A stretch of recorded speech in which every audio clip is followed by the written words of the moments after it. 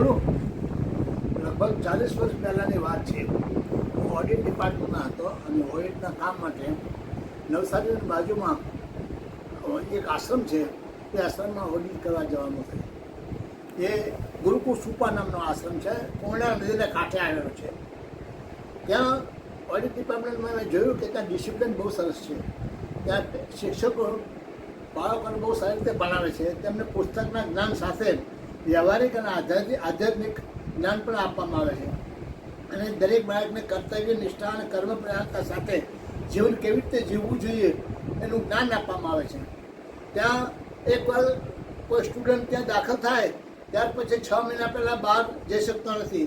એટલે એના મા બાપ જ્યારે મળવા આવે તો એ આશ્રમ પાસે એક ગેસ્ટ હાઉસ બનાવેલું છે.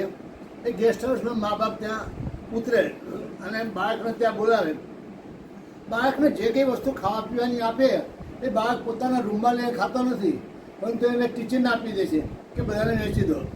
એટલે આવી ભાવનાથી એને ડિસિપ્લિન બહુ સરસ ત્યાં જોવામાં આવી છે. મારું કહેવાનો મતલબ એ છે કે વિદ્યાદાન એ મોટામાં મોટું દાન છે. દરેક લોકોએ પોતાના બાળકોને સંપત્તિ ન આપવી જોઈએ, પરંતુ વિદ્યાદાન આપવું જોઈએ. વિદ્યાદાનમાં બધે કરોડો રૂપિયા કમાય છે અને જ્યાં પણ જે સાથે સેટલ થશે.